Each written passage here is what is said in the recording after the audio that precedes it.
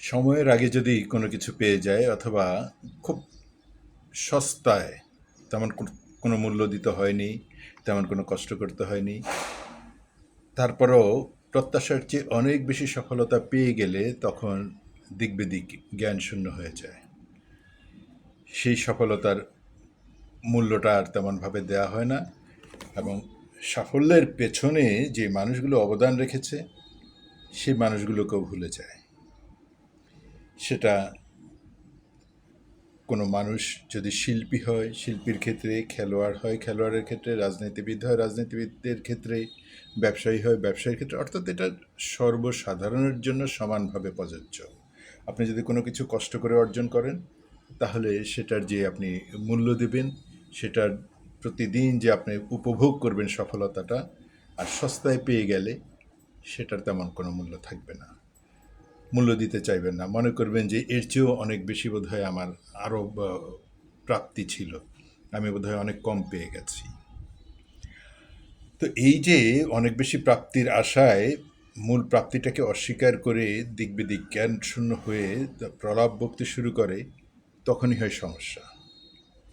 সেটা তার পারিবারিক জীবনে হয়, সেটা সামাজিক জীবনে হয়, সেটা দেশের জন্য ক্ষতিকর হয়ে যায়। কারণ সেই মানুষটা যদি প্রতিষ্ঠিত কেউ হয়, সে মানুষটা যদি জাতীয়ভাবে পরিচিত হয়, তাহলে সেটার একটি কুপ্রভাব সমাজের বিভিন্ন স্তরে পড়ে।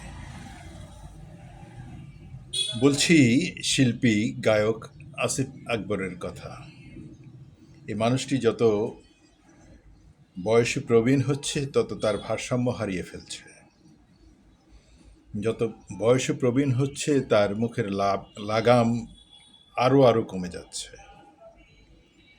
কথা বলতে জানেন বলেই কথা বলবেন, বিষয়টি এমন নয়। বরং কথা বলতে জেনেও আপনি কথা বলছেন না, এইটাই হচ্ছে জ্ঞানের পরিচয়, এটাই হচ্ছে মেধার পরিচয়, এটা হচ্ছে বুদ্ধির পরিচয়। আপনি অনেক কিছু জানেন, তারপর আপনি চুপ করে বসে অন্যের কথা শুনছেন, মন দিয়ে শুনছেন এবং তার কথাটাকে মূল্যায়ন করছেন,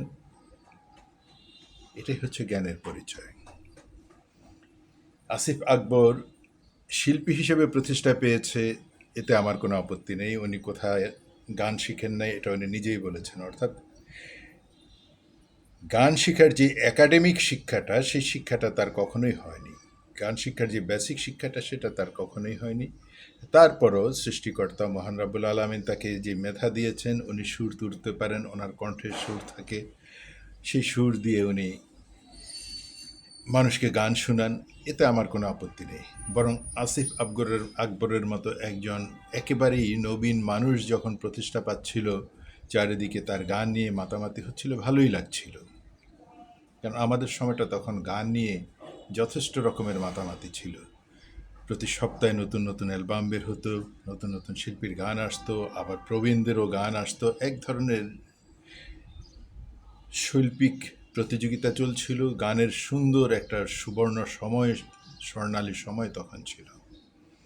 সেই সময় আসিফ আকবর হঠাৎ করে একটা ঝড় নিয়ে আমাদের এই গানের জগতে এসেছেন, ভালোই লাগছিল।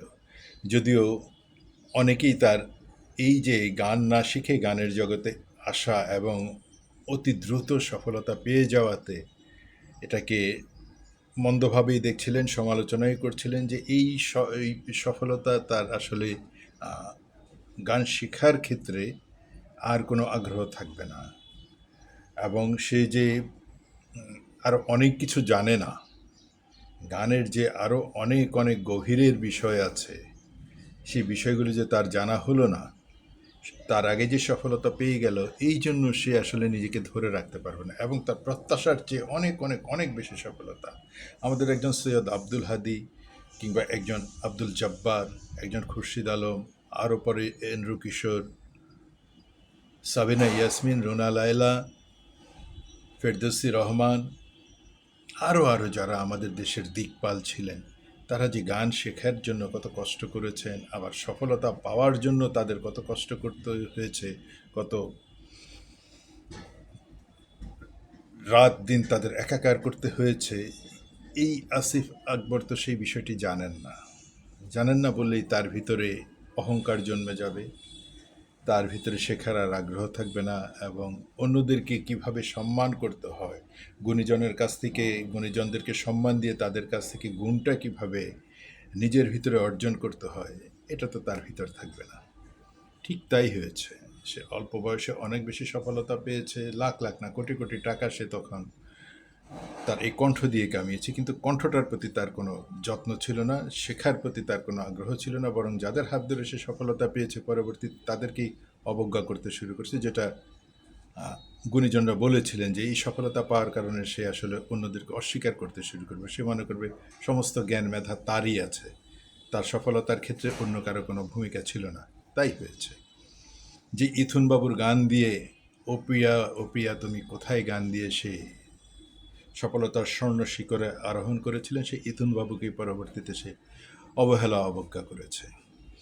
শুধু তাই নয়, সে রাজনৈতিক ক্ষেত্রে কিছু ভূমিকা রেখেছিল, সেই রাজনৈতিক দলটিকেও সে অবহেলা অবজ্ঞা তুচ্ছ তাচ্ছিল্য এবং দলের শীর্ষ নেতৃবৃন্দকেও সে তুচ্ছ তাচ্ছিল্য করতে শুরু করেছে।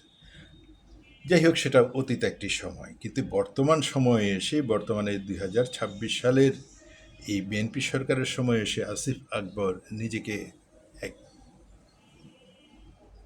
অর্বাচীনে পরিণত করেছে, মূর্খে পরিণত করেছে, ভারসাম্যহীন মানুষে পরিণত করেছে। সে বর্তমান স্বরাষ্ট্রমন্ত্রী সালাউদ্দিন আহমেদের আওয়ামী লীগের সময় গুম হওয়া প্রসঙ্গটি নিয়ে যে তুচ্ছ তাচ্ছিল্য করেছে, এটি মারাত্মক রকমের তার মানসিক বৈকল্যের পরিচয় হয়েছে। সে যে মানসিক ভারসাম্য হারিয়ে ফেলছে, সে নিজেও কখনো কখনো বলতো সে নানা রকম নেশায় আসক্ত, আসলে সেটি প্রমাণিত হয়েছে। আসিফ আকবরের এই ভারসাম্যহীনতা তাকে আরও কত অধঃপতনের দিকে নিয়ে যায়, সেটি এখন দেখার বিষয়। তবে দুঃখ হচ্ছে এই যে আসিফ আকবরকে আমরা সফলতার স্বর্ণশিখরে দেখে আনন্দিত হয়েছিলাম, উদ্বেলিত হয়েছিলাম, ভেবেছিলাম তার পথ ধরে আরও অনেক নবীনরা আমাদের এই শিল্পের জগতে আসবে, সঙ্গীত জগতে আসবে, সঙ্গীত জগৎকে সমৃদ্ধ করবে।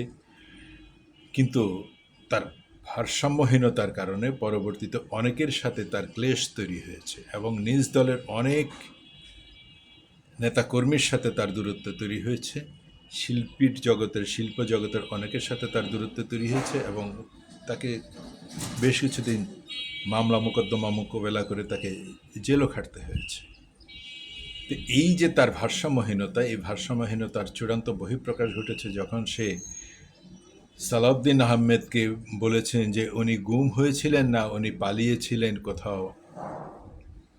এই যে এইরকম অসভ্য কথা, এরকম ঔদ্ধত্যের কথা, এটি তার আসলে ভারসাম্যহীনতার চূড়ান্ত বহিঃপ্রকাশ বলে মনে করছি। তাকে বোধহয় খুব সম্ভবত পুনর্বাসনের জন্য, তাকে সুস্থতা ফিরিয়ে আনার জন্য খুব সম্ভবত পাবনায় পাঠানো জরুরি হয়ে পড়েছে।